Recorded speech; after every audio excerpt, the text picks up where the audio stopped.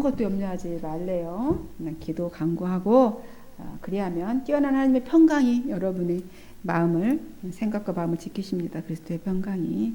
그러면 천국인 것이죠. 그리스도의 평강이 임하시기를 주님의 이름으로 축원드립니다. 오늘은 성도는 그리스도의 편지라는 제목으로 한번 은혜 받으시기 바랍니다. 바울은 먼저 고린도에 온다고 했다가 여행 일정을 변경하게 된 이유를 밝혔습니다. 그리고 이제 자신의 사도직에 대한 설명을 하고 있습니다. 여러분 누구든지 자신이 받은 직분, 자신의 직분이나 직책에 대해서 태클을 누군가가 건다 그러면 기분이 좋지 않습니다. 뿐만 아니라 인정받지 못하게 되면 자존감이 좀 떨어지게 되죠. 그리고 그 메시지가 힘을 얻을 수 없고요. 또 존재성이 좀 모호하게 되는 거 아니겠습니까? 바울이 이처럼 사도직에 대해서 옹호하면서 이렇게 강조하고 있는 이유가 있습니다. 바로 이 복음의 확실성에 문제가 생길 수 있기 때문입니다. 바울은 유대 땅을 떠나서 두루두루 이렇게 다니며 복음을 전하고 교회를 세웠습니다. 그런데 만약에 사도가 아니라고 한다면 이 자신이 전한 복음이 흔들릴 수밖에 없겠지요. 이 사도의 조건은 무엇입니까? 예수 그리스도의 공생의 기간 동안에 함께 했어야 하고 또 그리스도의 부활의 증인이어야 합니다. 그러나 바울은 그렇게 같이 공생애를 보내지도 않았고 부활 때 그 장소에 무덤에 있지는 않았습니다. 그러나 그분이 살아생전에 바울은 주님과 함께 그렇게 하지는 않았지만 다메섹 도상에서 직접 주님을 만났지 않습니까? 부활하신 주님을 만났고 그분으로부터 이방인을 위한 복음 전도자로 사명을 받았습니다. 그래서 하나님의 뜻으로 된 그리스도의 사도라는 것입니다. 그래서 이것이 왜 그렇게 중요했던 것일까요? 여러분, 사도가 아닌 사람이 만약에 그 메시지를 전했다고 합시다. 그러면 그 말씀에 대한 신빙성도 없고, 그죠? 말씀에 대한 권위도 없기 때문에 그 예수 그리스도에 대한 그 복음은 절대적인 것이 아니라 한 사람의 그냥 주장이 되어버릴 수밖에 없었을 수도 있습니다. 그래서 바울은 사도가 아니다, 바울은 사도다라고 막 이렇게 시비가 있었던 그런 지역에는 반드시 바울은 자신은 하나님의 뜻으로 말미암아 그리스도 예수의 사도된 바울이라고 꼭 말을 합니다. 그러니까 자신이 전한 복음은 하나님께서 예수 그리스도를 바르게 전하라고 택하셨고 또 부활하신 그리스도께서는 자신에게 찾아오셔서 자신을 복음을 위한 사도로 삼으셨다는 것입니다. 그래서 자신은 추천서가 필요 없다 이렇게 말합니다. 먼저 1절을 읽어보면 뭐라고 얘기합니까? 우리가 다시 자천하기를 시작하겠느냐? 우리가 어찌 어떤 사람들처럼 추천서를 너희에게 붙이거나 혹은 너희에게 받거나 할 필요가 있느냐? 이렇게 바울이 먼저 말합니다. 여러분, 편지는 어떤 역할을 합니까? 소식을 전해주기도 하고 전달하는 방편이지요. 또 다른 기능도 있잖아요. 그것은 다른 사람을 또 소개해요. 편지를 통해서 누구누구를 소개하는 용도로도 또 편지를 사용하기도 합니다. 그래서 편지는 이 추천서이기도 하고 소개장이기도 하고 또 소식을 전하는 소식지이기도 합니다. 이들이 추천서를 말하는 까닭이 있어요. 왜 추천서 가지고 이렇게 시비를 겁니까? 그 당시에는 교회를 이렇게 순회하면서 교인들을 미혹하는 거짓 교사들이 있었습니다. 그래서 이들과 구별하지 않기 위해서 추천서를 내놓으시오 이렇게 했던 것이죠. 그래서 추천서 얘기를 지금 하고 있는 겁니다. 그래서 추천서를 발행해서 사람을 보낼 때 그렇게 했던 것이죠. 이 추천서는 어디서 발행하냐면 회당이나 교회 직분자들에게 그렇게 교회가 이렇게 발행했던 신분 증명서 같은 거죠. 쉽게 얘기하면 요즘 우리 증명하는 뭐 주민증 같은 거 같이 그런 겁니다. 그러니까 우리가 다시 자천하기를 시작하겠느냐 바울이 이렇게 말하고 있는데, 자천은 무슨 뜻이에요? 스스로 내가 자기가 자신을 이렇게 추천하겠느냐라는 말이죠. 다시 자천하겠느냐. 자신들은 추천서가 필요 없다는 거예요. 왜냐하면 고린도 교인과 바울 일행이 뭐 서로 모르는 사람 아니잖아요. 그죠? 모르는 사람들이 아니에요. 이미 그곳에서 일정 기간 살면서 교회도 세웠어요. 서로 어떤 사람인지 잘 알고 있는데 상태인데, 이제 또다시 다른 사람들처럼 자신이 추천서를 써서 주고 받을 필요가 없다는 거죠. 쉽게 얘기하면 우리 이미 아는 사이인데 추천서를 갖고 와라 할 필요가 있냐는 거예요. 내가 우리 강용훈 청년에게 추천서를 갖고 오시오, 말이 안 되잖아요. 이미 몇 년을 같이 다 알고 서로 어떤 사람인지 다 알고 있는데, 그러면서 이렇게 말해요. 바울이 2절에 뭐라고 얘기합니까? 같이 읽어볼까요? 너희는 우리의 편지라 우리 마음에 썼고 무사람이 알고 읽는 바라. 그렇게 얘기했어요. 알고 읽는데요, 성도를. 그러니까 자신이 우리가 필요로 하는 편지다. 너희들 자신이, 성도 여러분이 내가 필요한 바로 추천서다. 이렇게 얘기해요. 이 말은 소개장이다라는 거죠. 여러분이 나를 소개하는 것이고, 여러분이 나를 신임장인 것이고, 내가 준 증명서이다라는 것이죠. 우리가 세상을 살아갈 때 많은 증명서들을 필요로 하지요. 우리 집 계약할 작은 계약 하나 할 때에도 뭐 요구하는 이렇게 증명서들이 많이 있어요. 뭐 이것 띄워라 저것 띄워라. 특히 국가 간에 이제 외교를 할 때에도 더욱 그렇죠. 대통령이나 어떤 수상이 이제 대사를 보내잖아요. 다른 나라에 대사를 파견할 때도 신임장을 줍니다. 신임장을 주어서 보내는데요. 왜냐하면 그 나라 대통령이나 수상으로부터 그 신임을 받게 하기 위해서 그렇게 하는 거죠. 따라서 인간관계에 있어서 신임장이나 증명서는 중요합니다. 그런 측면에서 바울은 성도들이 그리스도의 편지다, 즉 그리스도의 신임장이다 라는 것입니다. 편지 안에는 소식이 있고 또 사람을 소개하는 내용을 담은 추천서도 있습니다. 그럼 여러분은 뭐 연애 편지나 이런 거나 써봤기 때문에 잘 아시려나?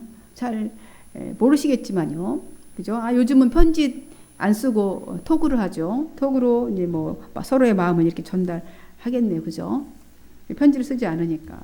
그래서인지 요즘에 손글씨 쓰는 경우가 거의 없어서인지 참 글씨를 잘 못 쓰더라고요. 특히 젊은 사람들이 글씨 잘 못 써요.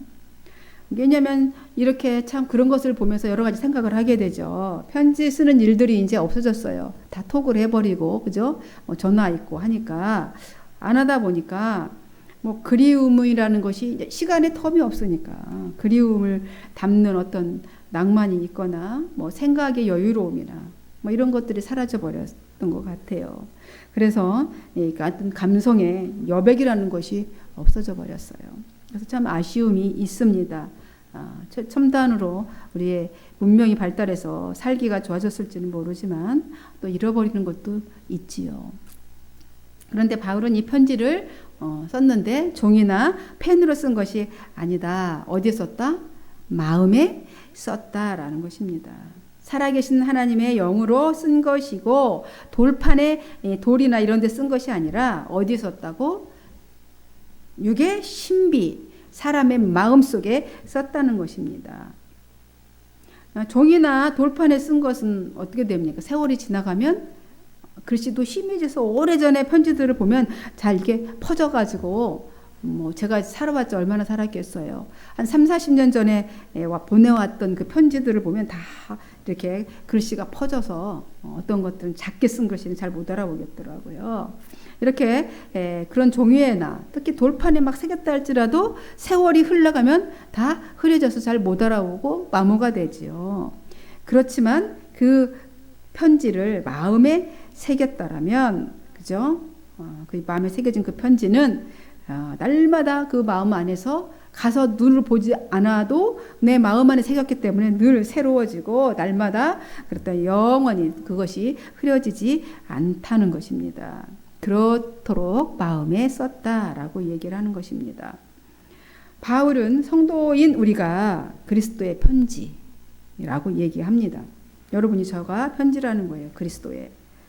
우리 자신이 그리스도의 편지라고 하는 것은 무슨 뜻입니까?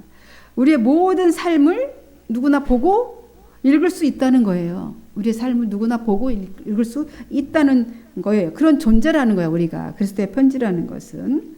그런데 이 편지는 그리스도께서 친히 쓰셨대요. 우리에게 친히 쓰신 거예요. 각 사람의 삶에 새겨 넣으셨다는 것입니다. 하나님을 알고 그리스도를 영접하는 순간부터 그 영이 우리의 심령에 계시기 때문에 우리는 그리스도의 편지가 되는 것이고요. 그러면 나의 삶의 내용 속에 그리스도의 마음이 전해져 나와야 되는 것이겠죠.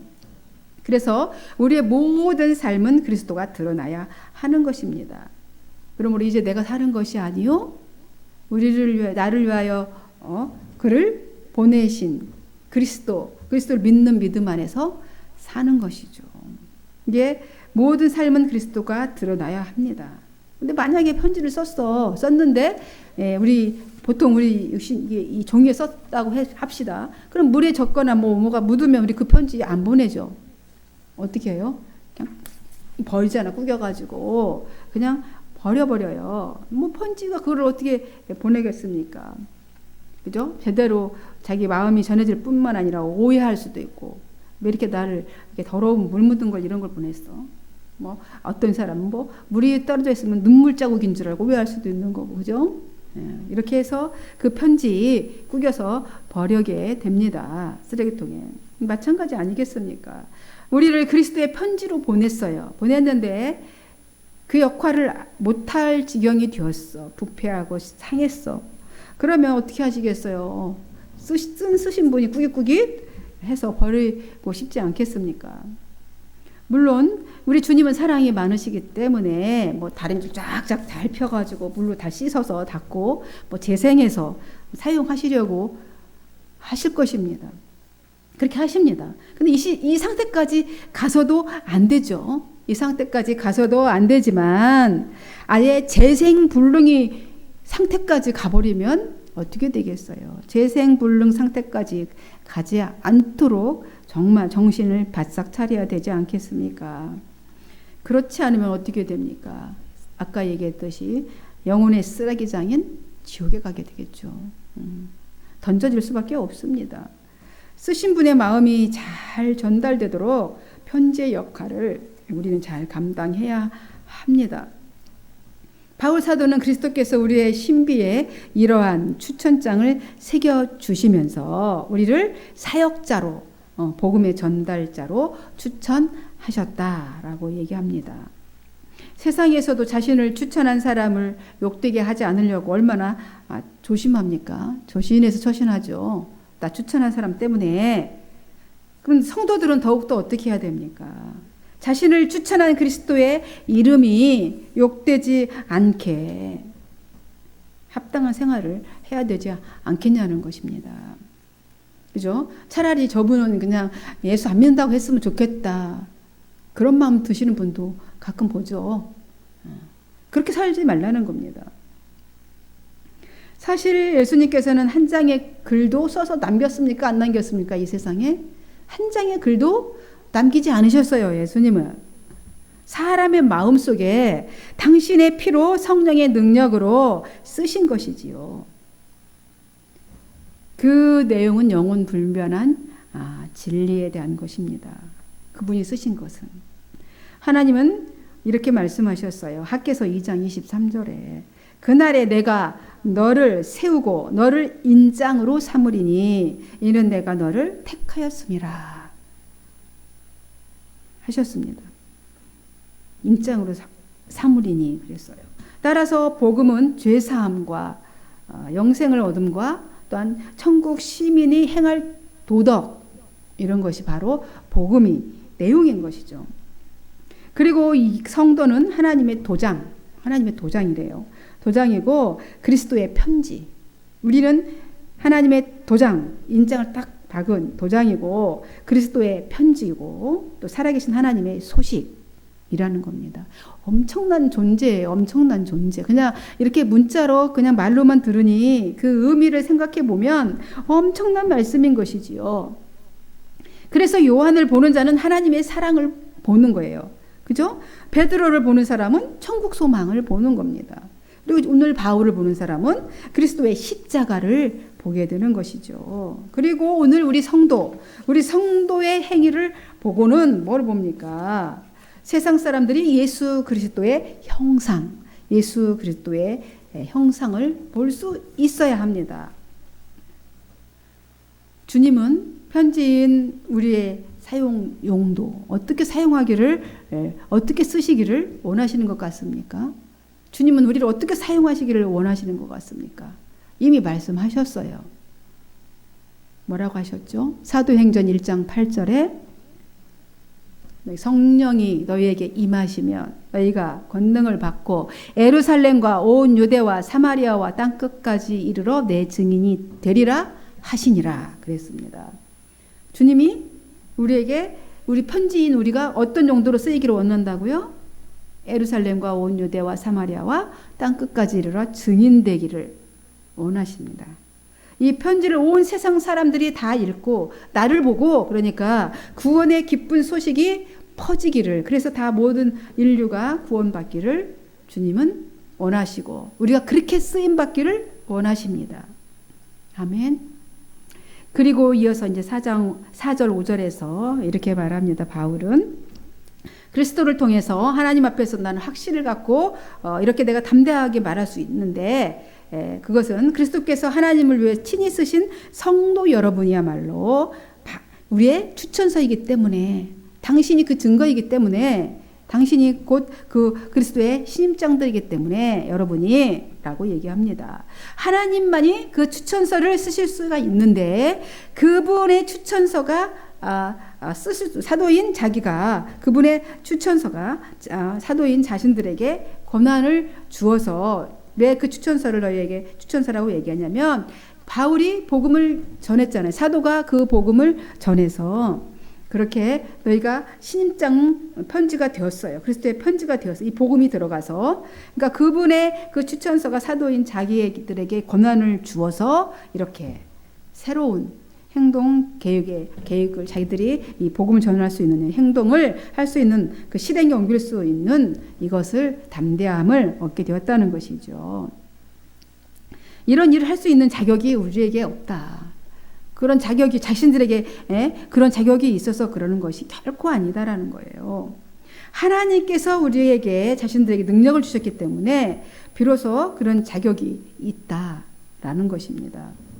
그래서 하나님께서 새 언약이 뭡니까? 예수 그리스도의 언약이죠. 예수 그리스도의 새 언약의 일꾼이 될 수 있도록 자격을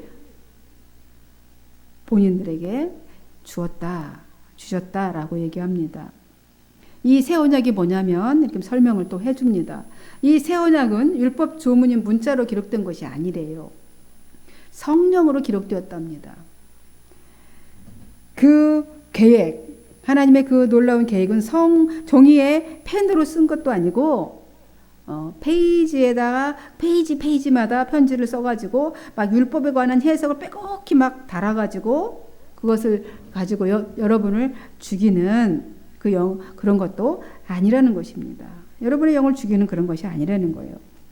오직 성령께서 영으로 쓰신 것이고 그분의 생명이 우리의 삶에 쓰신 것이라는 것입니다. 이게 굉장히 어려운 말이죠. 율법 조문은 사람을 죽이는 것이지만 성령은 사람을 살리는 것이기 때문이라는 거예요. 그러나 여러분, 죽음을 가져다 주는 돌에 새긴 율법도 그런데 영광이 있었다는 거예요. 처음 그것을 율법을 받을 때 얼마나 큰 영광이 있었는지 아십니까? 어땠는지 아십니까? 우리 말씀을 통해서, 성경을 통해서 아직까지 여러분도 아시지 않습니까? 뭐 이런 말인 것이죠. 모세가 그 돌판을 처음 받았을 때 백성들한테 전달할 때 어떤 일이 있었냐면 근데 모세의 얼굴에서 막 광채가 났어요. 뭐 너무 빛이 났습니다. 근데 그 빛은 곧 사라질 것이지요.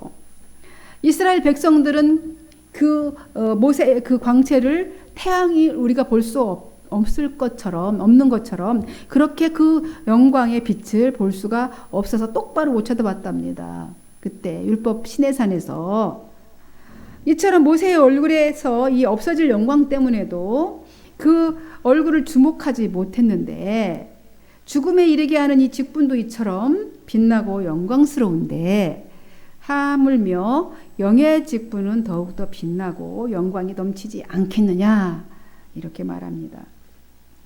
살아계신 하나님의 영의 통치, 하나님의 영의 통치를 받는다면 얼마나 더 눈부신 영광을 보겠느냐는 거예요. 율법을 받을 때도 그런 영광 때문에도 그 영광이 너무 찬란하고 빛나서 볼 수가 없었는데 이제 영의 직분을 받고 하나님의 영이 통치를 받는다면 이 얼마나 놀랍겠느냐는 거예요. 눈부신 영광을 보겠냐는 거예요.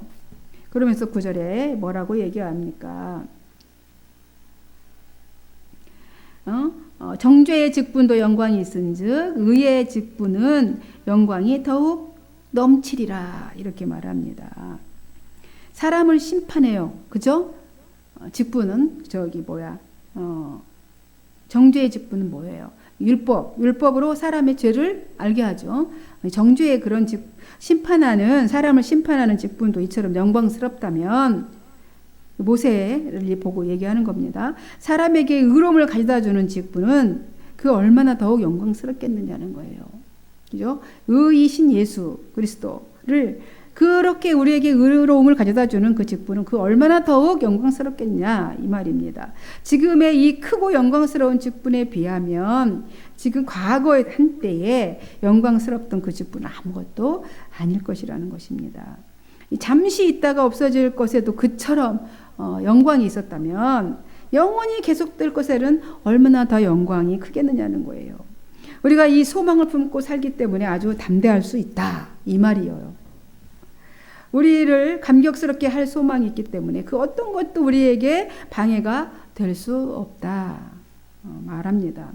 모세는 자기 얼굴에 나타난 광채가 사라져가는 것을 이제 이스라엘 백성들이 볼 수 없도록 사라져가는 것을 알아채지 못하게 하기 위해서 수건을 썼대요. 수건을 썼습니다.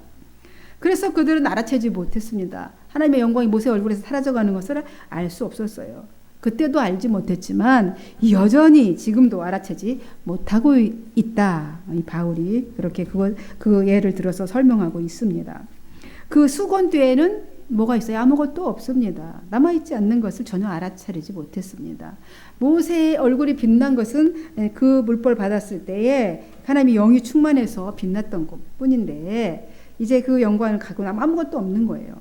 바울은 율법의 본질인 그리스도를 거부하는 이스라엘의 그 무지와 불신앙을 지금 그렇게 빗대어서 말하고 있습니다. 이사야 선지자가 이미 이스라엘 백성들의 그 불신앙을 보고 이렇게 말했잖아요. 너희가 보기는 보아도 듣기는 들어도 깨닫지 못할 것이요 보기는 보아도 알아차리지 못하리라 한 것처럼 그렇게 알고 있으면서도 그 영광 잠깐 본 그 모세의 그 얼굴을 보면서 그 뒤에 뭐가 있는지 알아채지 못했던 것처럼 그러나 우리는 숨길 것이 전혀 없다. 이렇게 얘기합니다. 모든 것이 왜 우리와 함께 환히 이미 드러나 있어요. 지금은 수건으로 가릴 필요가 없다라는 거예요. 그런데 이스라엘 백성들은 마음이 완고해져서는 아직 옛 언약을 읽을 때 수건을 쓰고 있다는 겁니다. 아직까지도 낡고 힘없는 통치의 선포를 소리내어 계속 읽고는 있지만 그것을 꿰뚫어 보지는 못한다는 거예요. 그러면서 오직 그리스도만이 수건을 벗기셔서 그 뒤에 아무것도 없다는 것을 그들로 직접 보게 하실 수 있다는 것입니다. 오직 누가요? 그리스도만이. 예수 그리스도를 믿어야 이것이 제거가 돼요. 수건이 제거가 되는데 그들은 여전히 수건을 벗지 않고 있다. 이 얘기한 것입니다. 그 수건은 율법 받을 때만 썼어요. 모세도.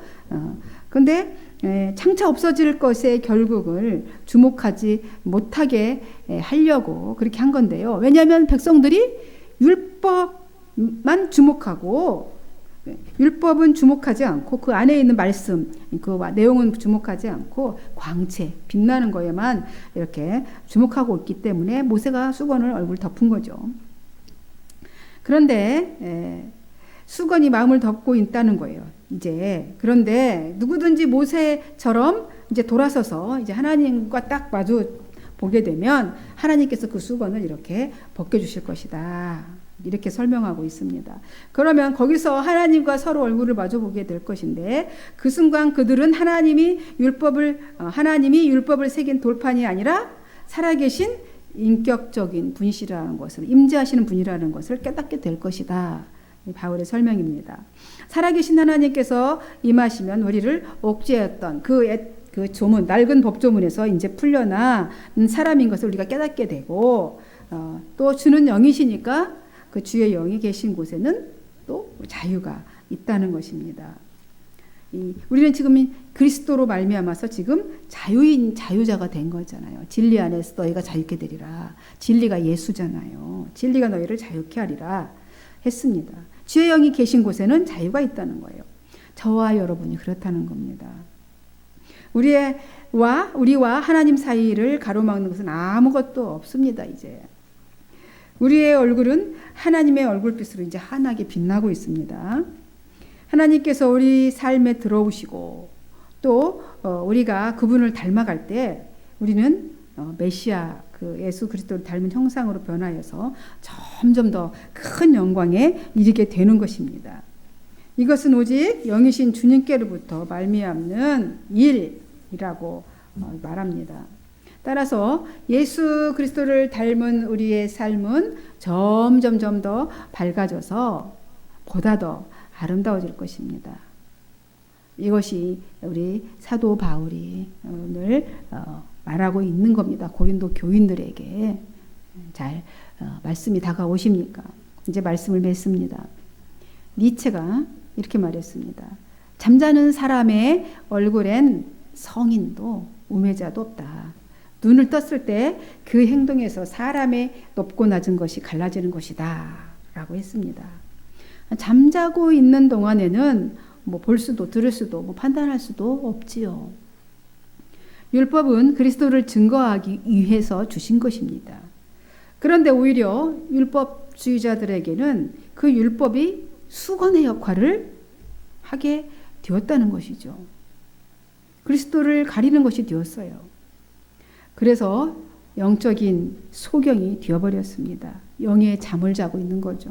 아무것도 판단할 수가 없는 사람들이 되어버렸다는 겁니다.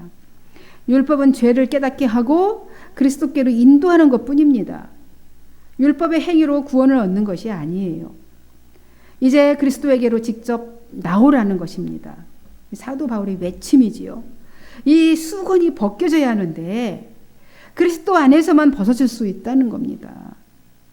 따라서 모든 사람은 예수 그리스도에게로 나와야 합니다. 예수님을 믿지 않는 사람도, 예수님을 믿지만 수건이 아직 벗겨지지 않아서 바른 진리를 파악하지 못한 사람도 예수 그리스도에게로 나와야 합니다. 그때 비로소 수건이 벗겨져서 그 영광을 볼 수 있다는 것입니다. 여러분, 오직 예수 그리스도만이 창조주이시고 또 심판주이시고 구원주이십니다. 모든 역사의 시작이고 마침이 되십니다. 그분을 인정하고 닮아가는 것이 최고의 기쁨인 것입니다.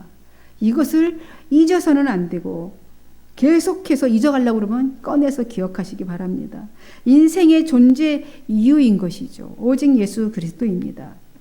성도 여러분, 그리스도 안에서 인생에 참 안식이 있고요. 참 기쁨이 있습니다. 주님 안에서 인생의 참 안식과 기쁨을 얻으시기를 주님의 이름으로 간절히 축원드립니다. 기도하겠습니다. 하나님 아버지 감사합니다. 우리 성도는 그리스도의 편지라. 사도 바울이 그렇게 정의를 내렸습니다. 맞습니다. 그리스도께서 우리의 삶에 당신의 마음을 쓰셨다고 하십니다. 우리의 신비에 쓰셨다고 합니다. 우리의 영에 쓰셨다고 합니다. 이제 우리는 그리스도의 편지가 되어서 우리가 가는 곳마다 주님의 소식이 알려지게 되고 주님이 어떤 분이신지를 소개하고 또한 그리스도께로 인침받은 도장이라는 것을 증명해내야 되는 존재입니다. 엄청난 존재들입니다. 그렇게 삼아주신 것을 감사합니다. 이제 그렇게 사라지도록 역사하시고 도와주옵소서. 감사하고 축복하며 예수님의 이름으로 기도하옵나이다. 아멘.